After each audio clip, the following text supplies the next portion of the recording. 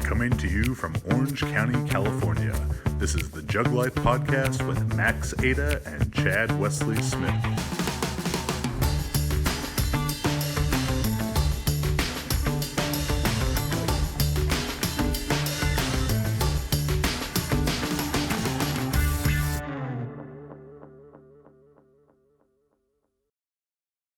Hey everybody, Chad Wesley Smith here, the Jugglife podcast, joined as always by the notorious MAX, Max Montana Ada.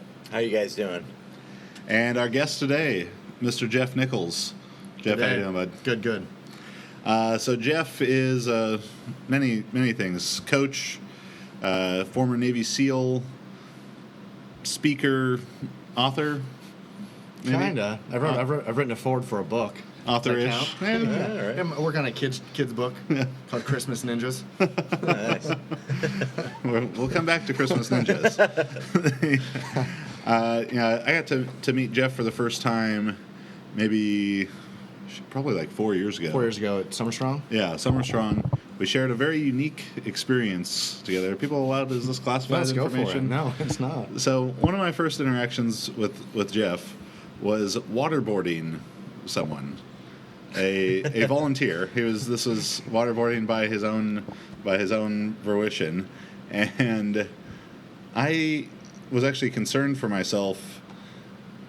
So my role in the waterboarding was to hold his arms down. You were the arms or the leg? Because it was. I think Brandon and I had his arms. Yeah, and then Danielle Curry, I think, had a leg. Okay. Yeah, it was the world's strongest waterboarding. Yeah. Yeah. And the reason I say I was concerned for myself in it is concerned maybe for my own psychology, because I was just giggling the whole time at this man's, displeasure of what was going on. Yeah, I think we were all a little bit surprised. And it just so you know, like the angle of a decline bench is almost ideal for a waterboarding. So The more you know. there you go, right? Knowing is half the battle. Exactly. So yeah, that was 4 years ago. Yeah, it was quite once you've waterboarded someone, you're bonded for life. Always. Yeah. Yeah. But, yeah, Jeff just recently sold his gym out in Virginia High Performance. And there's all kind of stuff we want to talk to him about, from military training to what's going to be about the gnarliest list of injuries you've ever heard, as well as his kind of specialty, which is recovery and helping athletes improve their recovery. So just give us a little bit of information about your own athletic background.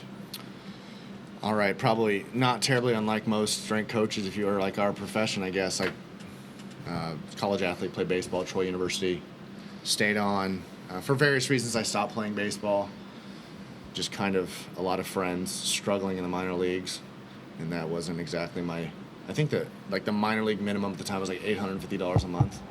And, I was a broke college student, but I wasn't a stupid college student, so $850 didn't seem like a whole lot of money. Yeah. So I didn't play professionally. I had an opportunity to play for the Braves, and the Angels offered me a free agent contract after my junior year or whatever. But anyways,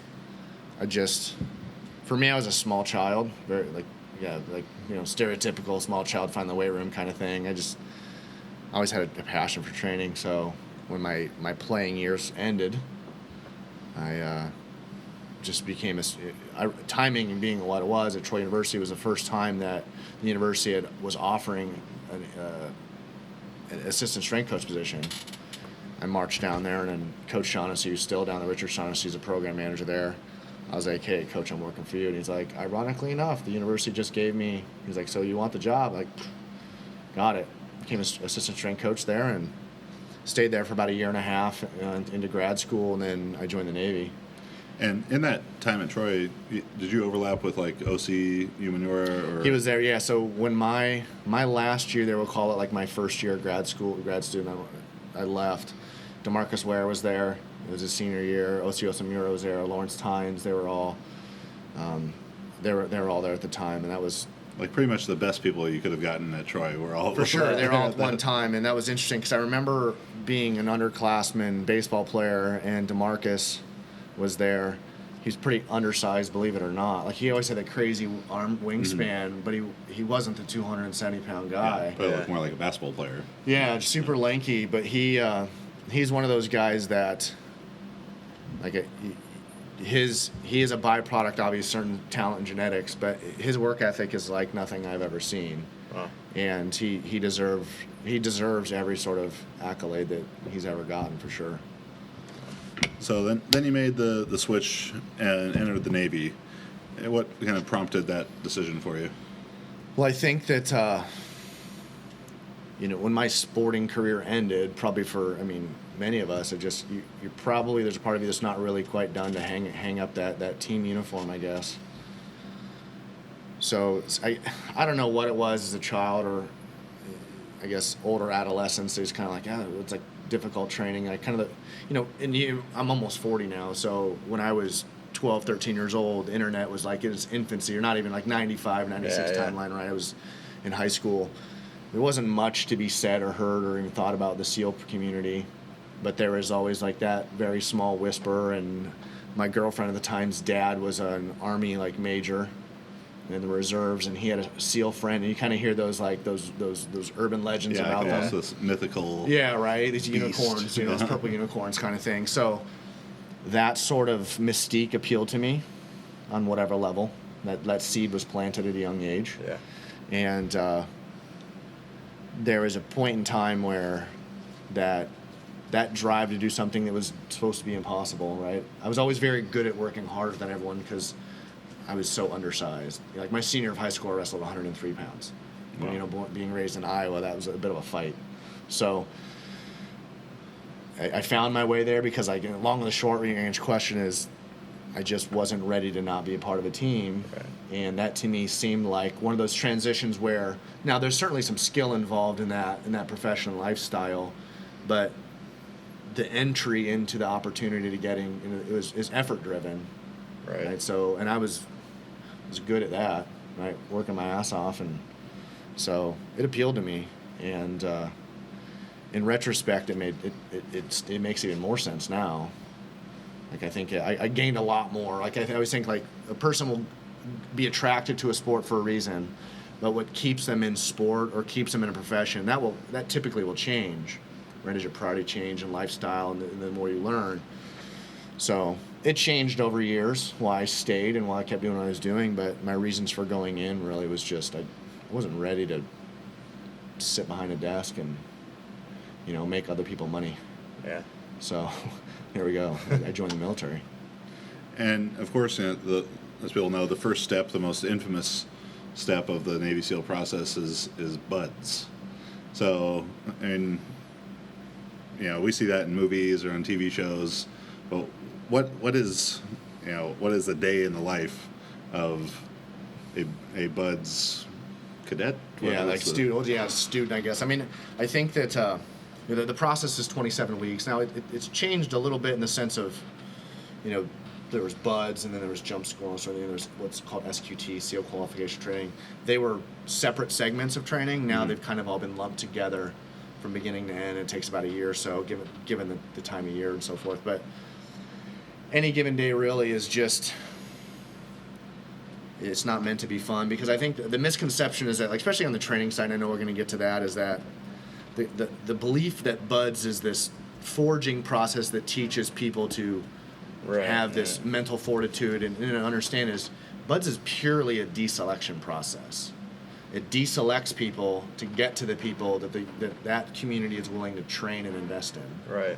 And so it's now there's some positive learning experience that are involved on the tail end of buds. You learn to manage firearms and certain things, but especially early on, like what the world sees as buds is like Hell Week and all these sort of things, and it's certainly not a test of, like, it's not a teaching environment. It's a testing environment to get people to fail to get to the people. Right. It's a deselection. Right. So, the first couple weeks are they're long, they're awful, they're cold, and there's no time. And I think it's a big thing is there's the military in itself. Someone that joins the military, even sport, like think of a freshman going to college away from home, like there's this massive adjustment, like college life, sport life, and if you've never learned like weight training, so that's a big another adjustment, when guys come into buds, especially the 18, 19-year-old kids who have, they may have played high school sports, but they've never lived on their own. They've never had to pay their own bills, never had to do these sort of things. And now you're thrust in this environment where it's not just difficulty of buds, but away from home and all that. Like, I don't know that I would have quit when I was 18, because I was 22 when I went through. But I certainly was glad I didn't try when I was 18. Right. Like, there's that physical, that emotional, mental maturity that I had achieved through college. But it sucked in its own right. Anyone that tells you otherwise is lying to you. But for me being 22, in its own right, it sucked, but it wasn't terrible. Like, I narcissistically kind of enjoyed it. Yeah. I mean, it suited me. What's like an average age for guys graduating buds? I would say it's probably 21, maybe 20. And I, talking to some of the guys I train now in preparation for buds, the washout rate is about 85%, and that hasn't changed since this. It's always been that since the 60s. Right. But I believe that the success rate for guys that are coming from the fleet is a bit higher, and I think that's probably attributed to, again, a little bit of, they're a little bit older, a little bit more mature, and they know, like, if they end up leaving or quitting buds, where they got to go back to. Not that the Navy's bad, not by any means, but in contrast, the freedoms that I was afforded, being like long hair and a beard and never really had a uniform on, and just kind of that lifestyle is appealing. But I think that, I think there's a push now for a little bit older guys to get through, because that success rate is a little bit higher. But again, that's the people that are hosting that training environment hasn't changed a whole lot. Like, they give the keys to the city, right? And I'm like, there's no like online buds training, so you're gonna have to show up and still get through the gauntlet. Right. And something you mentioned about the deselection process, and it kind of being more about the revealing the people who already are capable, capable of doing what needs to be done. I see athletes and coaches try and implement Navy SEAL type of training, or they hire former SEALs to come do stuff to try and teach athletes mental toughness. Yeah. Do you think that there is a trainable quality to mental toughness? Yeah, I think that, I think oftentimes it's misdirected, number one. And I guess I'll answer it in my way to really get to the point, is that, to get that transference, if you will, of the SEAL methodology or mentality into athletics, it's one thing, like, hey, I'm not gonna teach anyone to be mentally tough. Right. And there's kind of a reason to that, but really what we're looking at is the process. Right? I think the biggest goal is to say, okay, at the end of it, we're gonna forge a certain individual, just like we do in sport.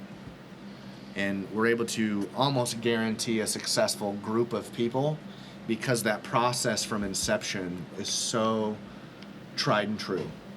It's the process. And again, like the buds or the SEAL community, success is not proprietary to us. Success is proprietary to successful people, whether it's sport or it's the business world, right? Success is not happenstantial. And so I guess that's my long answer to your short question, is that what we do, in my opinion, better than anybody else in the world, in my former community, is that the process is so good. It's so refined. It's watched by people that are already in that community, right? Like the gatekeepers. And that's what you start seeing in, I've seen behind the scenes on the Golden State Warriors. I've been behind the scenes with the Patriots and certain other organizations. And their process is so very good. And I think that people get so wrapped around the idea of getting people mentally tough that they forget that the recipe, if you omit the sugar on a cake, it's going to be a really shitty cake. Yeah. You know what I mean? So, like a vegan cake. It's just awful, right? Gluten-free vegan nonsense, right? So, so I guess that's kind of my philosophical way of answering your question, is that we can infuse mental toughness, and this is so far away from me being religious, but bear with me here. It's like, and someone will say, well, I'm praying for patience. Well, kind of the way I look at it is like, well, you're going to have a lot of opportunity to be patient. So every time that you express patience, you're going to gain patience. And the same thing with mental toughness is that, especially in sport and especially in training, there's all these moments of difficulty. If you choose to take on that and achieve or set yourself even up for success. Not make it easy, right? Especially like, the methodology in which you guys train. You don't like have your athletes come in every week and just put the fucking screws to them and see, because I'm the coach, right? You want to give them constant and linear, if you will, milestones for progression. That's what we've gotten away from in this tactical strength and training. Is like, oh my God, my hair's on fire, and all we're doing is flipping tire and I wear body armor to 7-Eleven because I have the You gotta be kidding me. Like, it's silliness. Right. So, that's where the mental toughness comes in. Like, you either have it or you don't, in my opinion. Yeah. But if you're gonna forge it, It's almost more of forging like a readiness, a preparedness to all these potential situations that could come about. Whatever the, Navy SEAL situations require a certain preparedness for that.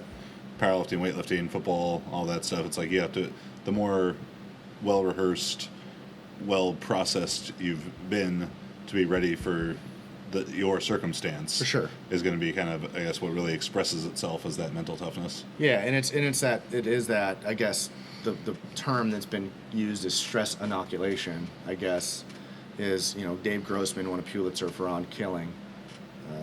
It was, hey, the more you're exposed to stressful events and you come out the other end successful or pseudo-successful, the more, as those stressful events come on, you actually get less and less and less stressed. And a lot of that is through routine. So like every time, look at Ilian every time he approaches the bar, for example, it's exactly the same. Right? Look at LeBron James every time he shoots a free throw or whatever. Pick any athlete. The same every time before you get under a bar. Your breathing process is the same, because if you're constantly dropping those cookie crumbs that like lead you to success, if you have to go, all right, like baseball, for example, or you get on the bar, if you need to reset, what do? You step back, reset, pick up those cookie crumbs you left off. Yeah. A lot of people think that, well, no, I'm just going to work really hard and like thrust myself in this athletic endeavor and be like, I don't know why I wasn't successful. Because you have no idea what you just fucking did. Yeah. You just threw yourself in it. And that's where like every step of the way in my community, my former community, is that as the difficulty or severity gets ratcheted up, you have these really amazing mentors with you going, hey, like this stuff's been written in blood, and we've learned from this. Don't fuck this up, or you're gonna get yourself or somebody else killed. Right. That mentorship process is so very good in our community because we all started in the same place, like at Buds. Right. So it's not happenstantial.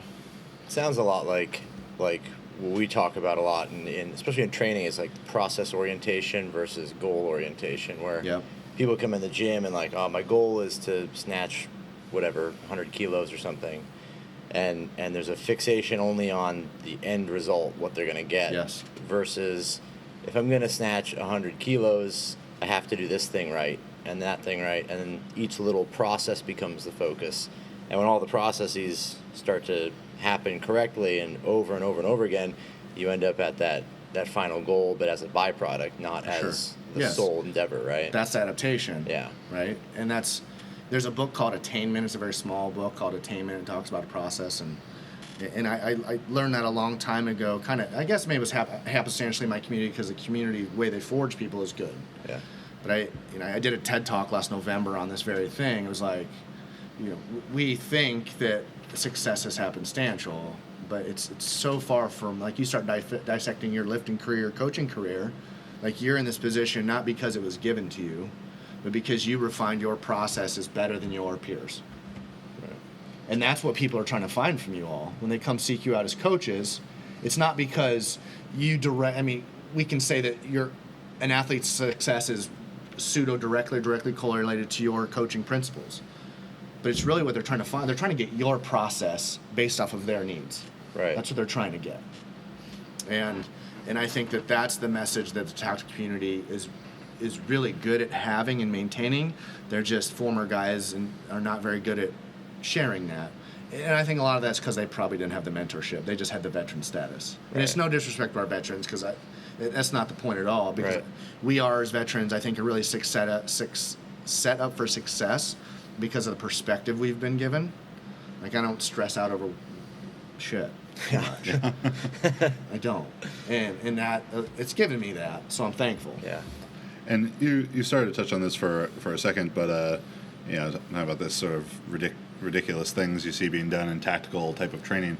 What are some lacking aspects you see maybe in the physical aspect of BUD/S training or in military training? Yeah, I think that it's pretty simple in my opinion. I think that the training is so very difficult for deselection. What ends up happening is that process of forging these tactical athletes, we'll call them the active duty guys and men and women, when they get through that selection process, they're like, just like another athlete, they get so attached to what made them successful, right. They continue to try to do that, and they just overtrain too often, right? So that's what I say, like with an athlete, what got you to be successful, what got you in the NFL or NBA, it's not going to keep you there. You have to refine your process. And so the tactical population, like, that's all we know we're good at is just that grind, like just to beat the hell out of ourselves. But that doesn't bode well at all for longevity. Right. It doesn't bode well at all for fatigue resistance, and it doesn't at all bode well for injury resistance training. And that's what we're comfortable with, because that's what got us there. It's like, well, hell, like I found very quickly in the professional world, the fastest way to lose professional athletes and the tactical population is one. Whether they realize or not, you're not attacking them. They're going, hey, man, you shouldn't train like that. You're going to be like, whoa, wait a minute. Like, I was pretty successful getting here. Or you go, you probably shouldn't eat like that. And they'd be like, hey, wait a minute. That's how you're going to lose someone right away. And the tactical population is the same way. They'd be like, fuck you, man. I went through BUD/S. I can do it like I'm a fitness ninja. Okay, because your ability to endure that nonsense, well, I'll call BUD/S being nonsense if we'll call it that, is a testament to the human resiliency for a short period of time. You cannot continue to train like that or you'll break. I mean, it's kind of like the Bulgarian method, right? Yeah. You just, there are outliers, certainly. They can endure that their whole life and come out the back end because they're superhuman. Right. But for the majority of us, we've got to be a little bit smarter about the way we train, because otherwise we're going to break before we get to our 40s. Right. Our skeletal system isn't necessarily meant to break down in our 20s, but you see it a lot. Yeah. And we have kids having Tommy John surgery as young as 12 now in the United States, and that's just absurd. So I blame the parents for some of that, but that's a whole other subject of ranting on my part. But I mean, I think that it is my belief that we do not focus nearly enough on healing the human mechanism, because so much is focused on, hey, well, for me to get the end result of high performance, I just need to train really hard. Right. But we don't, again, and it's not like for every hour I need to train, I need to spend an hour on recovery. Right? It's a little bit more complex than that, in my opinion, but You feel like people just try to, it seems like the word recovery is kind of I don't want to say catch-all, but it's like, yeah. just throw this, like, it's like a thing you do, like, I'm doing recovery. Yeah. Like, I did training, I do recovery, and they're interchangeable. I can just do any kind of recovery, rather than Yep. recovery is something that's essentially, I mean, fatigue management and whatnot, but recovery is something that's programmed into the overall structure of the training process, right? I mean, I think it's no different than, hey, if you want to if you need to improve your power, right? We don't do general adaptation training. You're not going to do that. You're not going to achieve that goal, right? Because we can look at recovery. It is a catch-all. It's like this buzzword, and it's almost impossible to define. But if you look at, well, as you're a coach or you're assimilating as an athlete, how you actually are feeling and moving, and how you're digesting food, how are you sleeping, how is your mood swing, have you done blood work, all these sort of assessment tools that we have in our possession. And there's a ton of biomarkers machines we can particularly buy or whatever. But just like we can focus specifically on improving our endurance or power and strength or whatever it may be, we can look at what's going on with the nervous system and improve that. We can look specifically on how we're sleeping, right? Macro and micronutrients is a big part of that gut health. That's a lane we can go down to. But what ends up happening is, because we all lump them all together, like, oh yeah, I'm doing a foam roller, that it completely uncovers my recovery umbrella. Yeah. And it's selling the body short. Right. Because just like, hey, well, I need to bench press 700 pounds. Is this even if the foam roller has a lot of bumps on it? Yeah, right. That's a game changer, for sure. The Or bumps. vibrates, right? Or you can put cold stuff inside of it. Yeah. Yeah. Or it's got like a built-in, water bottle / shake weight / foam roller, whatever it is. We just lump everything in together like it's a catch-all. Yeah. And the amount of stress we put on the human body, it's too damn smart for that. Right. So I just think it's ignorant because we'll spend so much time really finitely programming somebody appropriately to get the adaptation. But we're like, yeah, no, like there's some water over there and some, right. you know, some roller. You just roll around for a bit, you'd be good. Have a nap. Right. It just doesn't work that way. So. It's too bad. Yeah, I wish, right? That would be so much nicer. Get a pillow, issue a pillow and a blanket for everyone.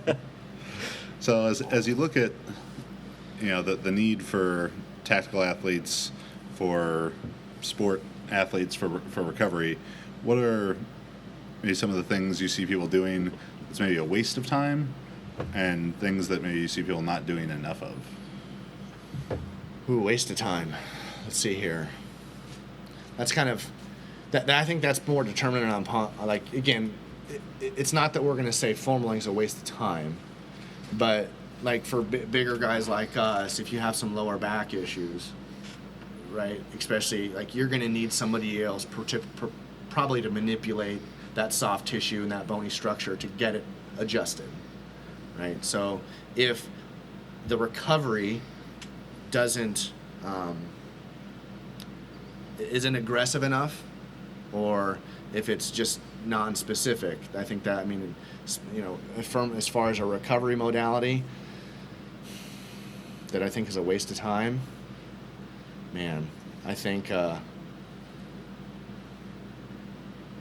maybe a foam roller for a bigger guy like you and I. Yeah. I guess maybe to expand the idea for the people listening and watching is, you know, recovery is its own term and maybe hard to define, but it's the other part of it that people don't talk about as much as recovery adaptive strategy. Yes. Because you know, recover, to me, I would define recovery as just back to baseline. Yes. But no one who's, you know, watching or listening to this gives a shit about just coming back to baseline over and over and over. Yeah. They care about adapting to something greater.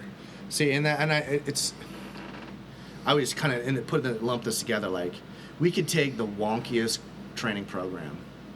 If you put a good coach in that and share that with athletes, it might actually turn out to be pretty effective.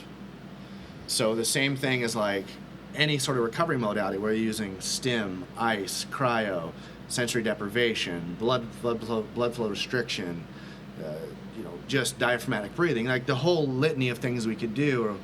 But if they're not, it's like for the same reason, like I know I heard you say once, and I fully concur, is that if you had wished, or if you had learned years ago how to breathe better, but someone says, you're a child or you're on the mound, and your coach is like, just relax, take 3 deep breaths. But the mechanism is never really taught. It's not super complex. Right. But that's the thing, is that light bulb goes on when you're under the bar and someone really teaches you how to breathe appropriately to prepare that brain for stress, right? Because you start getting these physical manifestations of stress: yawning, indigestion, heartburn, frequent diarrhea, right? Frequent urination, no urination, constipation. There's all these GI issues that go along that can really be mitigated by proper breathing, but you don't reap the benefits until you've been taught.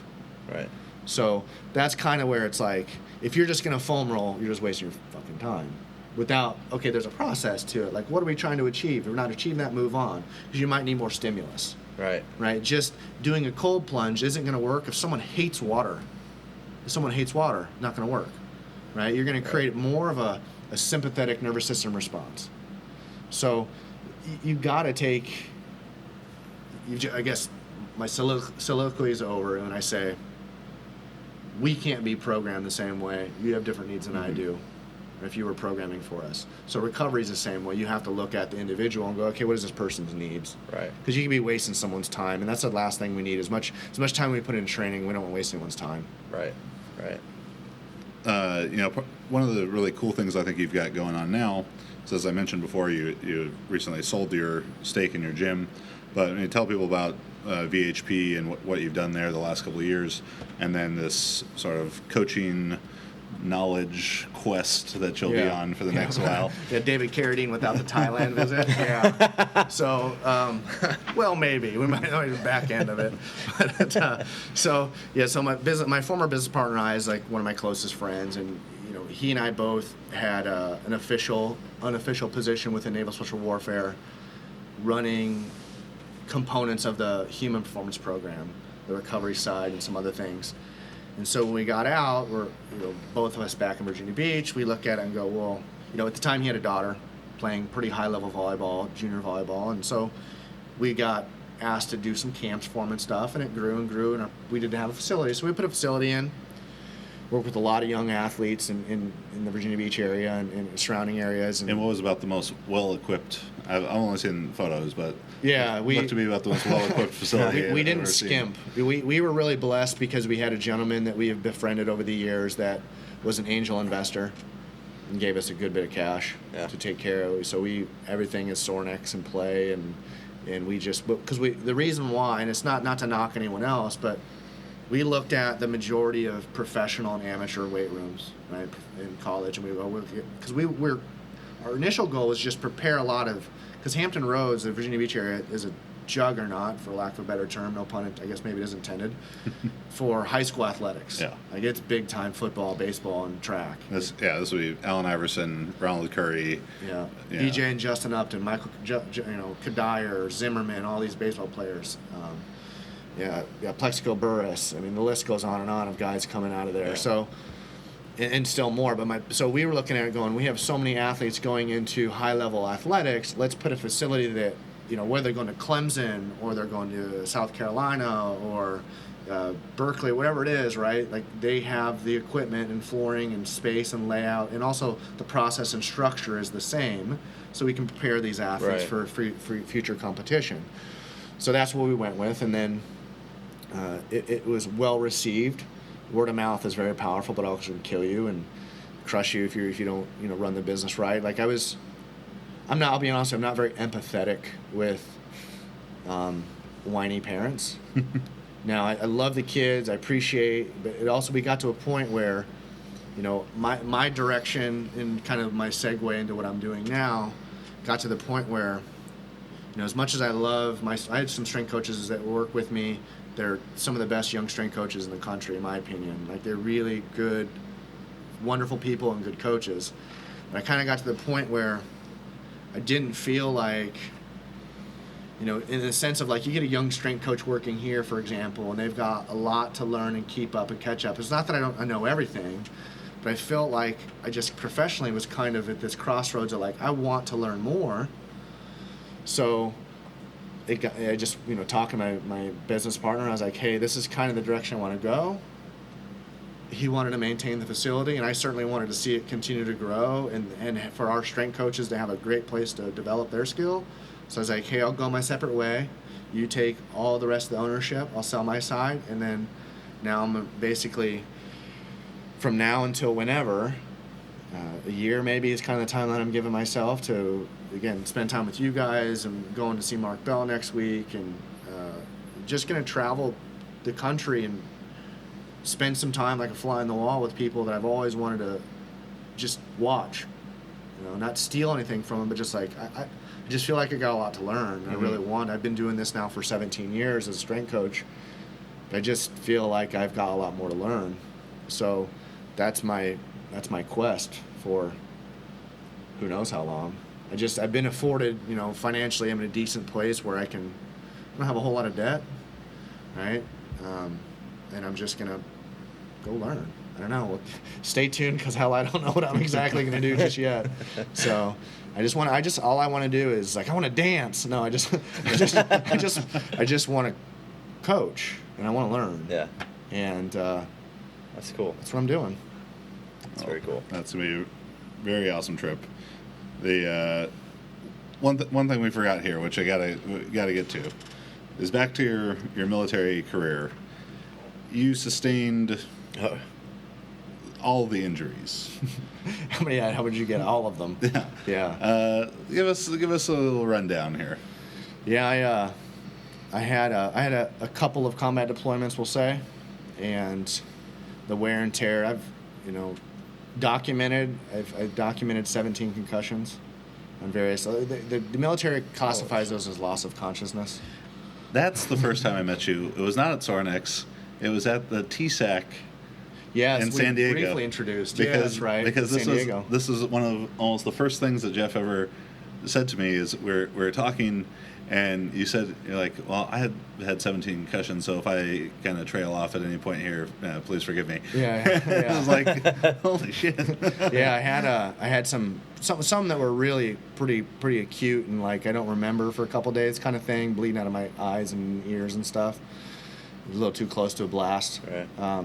And a few other things, and some falls and crashes and so on. You know, the list goes on and on. A lot of torn ligaments and, you know, herniated discs, broken bones.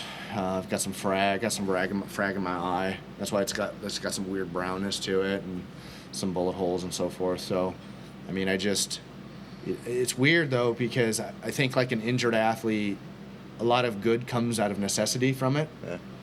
And it's kind of a stupid, I mean, I say it out loud, but like I'm kind of thankful that I got the hell kicked out of me, because it forced me to really have to relearn my basics. You know, it's like I was a young, strong guy, and I just thought that I was pretty much impenetrable, and I could squat heavy weights and push this and overtrain all the time, because I was like, and it's stupid because I knew better.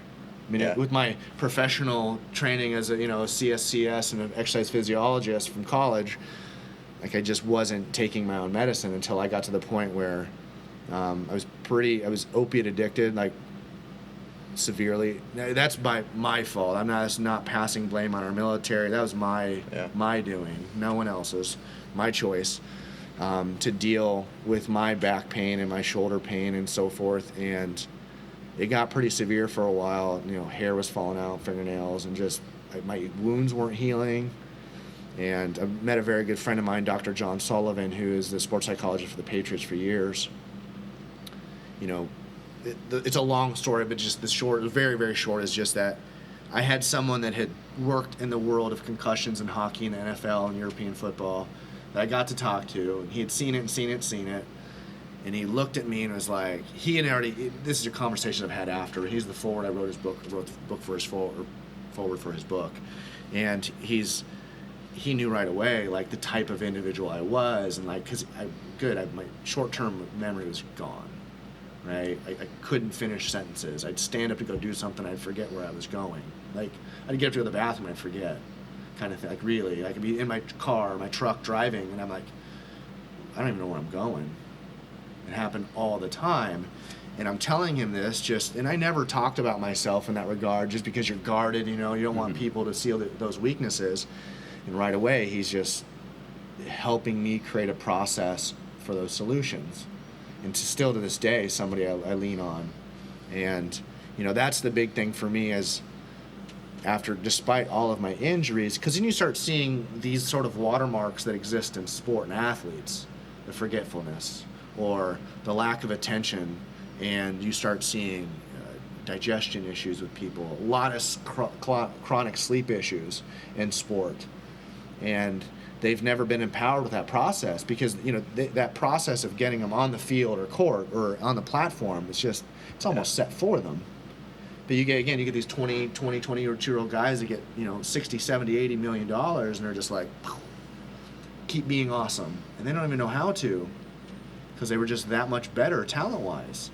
You start getting to the upper level of NFL and places, and that talent pool, there's outliers, of course, but that talent pool gets a little bit more sparse. Yeah. It's just because they're all good, right? You watch football and they don't look so big.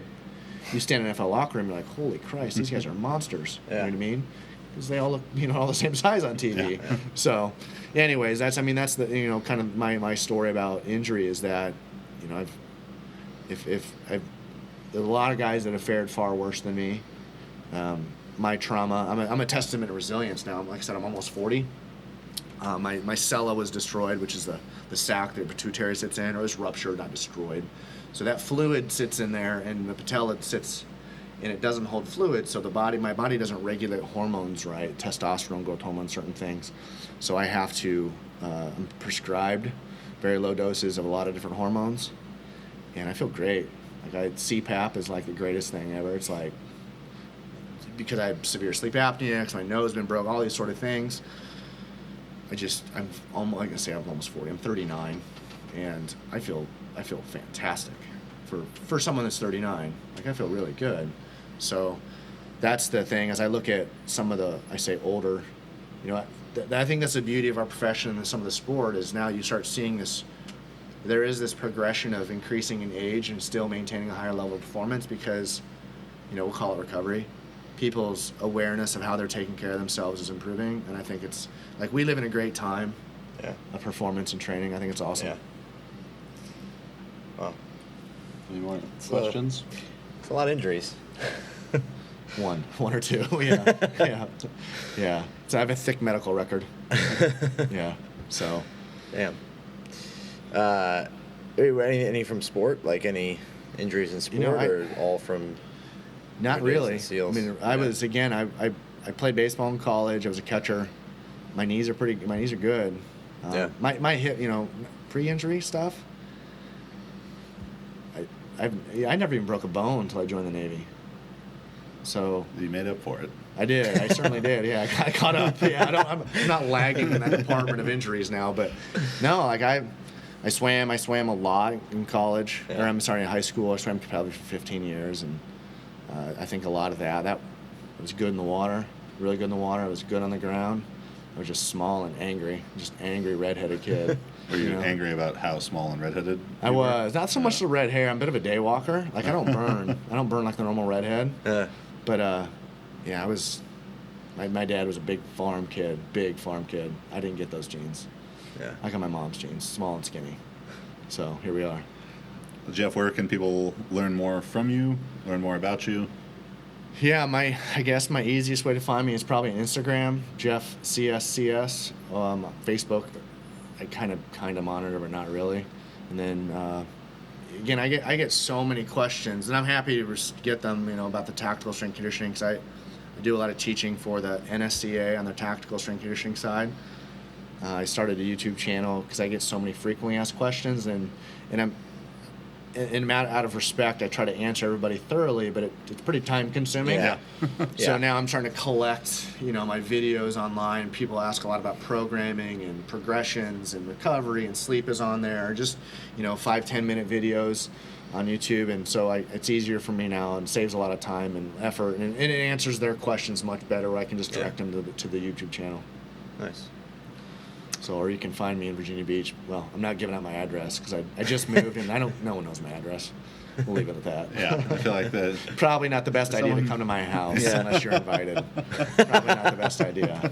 The door's unlocked, but you can. Yeah, let's just say Virginia is not California. Yeah. You may not leave my house. Well, great. What's the title of your TED Talk so people can go find that? It is Purpose, Process, and Love of a Navy SEAL. All right, so Very cool. make sure you check out that TED Talk from Jeff. Go ask him all the questions you can on Instagram. Max, where can they find you? Yes, you can find me on Instagram, Max_Ada, or on Facebook. You can email me, MaxJTSStrength, for any kind of questions or whatnot. And you can check out JuggernautOnlineCoaching.com for information on the Juggernaut. Oh, It's Juggernaut Coaching. Juggernaut Coaching. I always like to add words to JTS and whatnot. Yeah. Juggernaut strength training systems of. If you get questions about the programs. Make sure you guys check out Max's new book, Weightlifting Technique Triad. You can find that at store.jtsstrength.com. If you enjoy the podcast, please go on iTunes, give us a 5-star review. We're also on Spotify now, so you can find us there. Visit juggernautcoaching.com, no online part, or Juggernaut Online Coaching on Instagram. Maybe I'll change the Instagram That's to the just problem. Juggernaut Coaching. That's the problem. I know. It's a lack of continuity. I apologize. Please subscribe to our YouTube and share this video with your friends. Jeff, thanks for coming. My pleasure. Yep. Absolutely. I'm Chad Wesley Smith, at Chad Wesley Smith and at Juggernaut Training on Facebook and Instagram. Filling up your news feed all day. We will see you next week. That's it.